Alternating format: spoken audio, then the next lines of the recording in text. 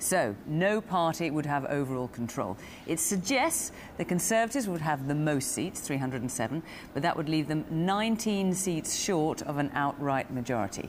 Labour would have 255 seats. The Liberal Democrats would be in third place with 59. Other parties with 29. Now, the figures are based on a sample of people from across the country who were asked how they voted today when they left their polling station. Of course, all polls have a margin of error, which could well be significant in such a tight election. We'll get a clearer picture, of course, as the actual results start coming in. And long queues to vote have been reported across the country, even as the 10 o'clock deadline approached.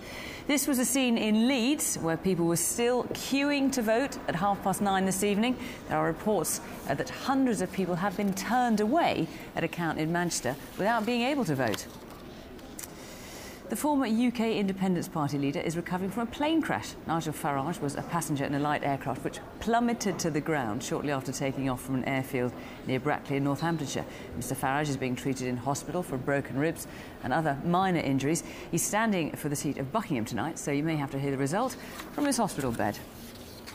Now, how the city reacts to the election result will be crucial to Britain's economic recovery.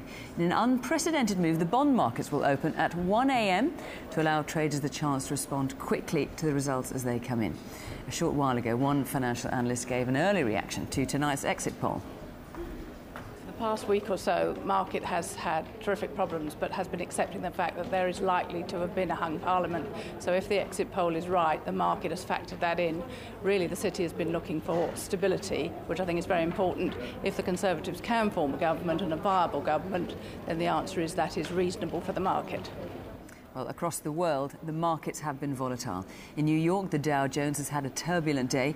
It lost almost 1,000 points, something not seen since the height of the banking crisis 2 years ago. It closed down 347 points. Here in the city, the FTSE 100 closed down 80 points, almost 2%, and its fifth consecutive day of losses. And the FTSE 250 also lost ground. Now, concern about the economic crisis in Greece and fears it could spread to other EU countries has driven the turbulence on the markets. Fighting has again broken out between protesters and riot police in the Greek capital Athens this evening.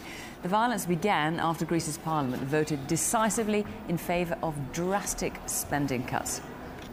And incidentally, as well as following us live here in the studio, you can also check every detail and follow live updates from your constituency right through to the final result online. That's at bbc.co.uk.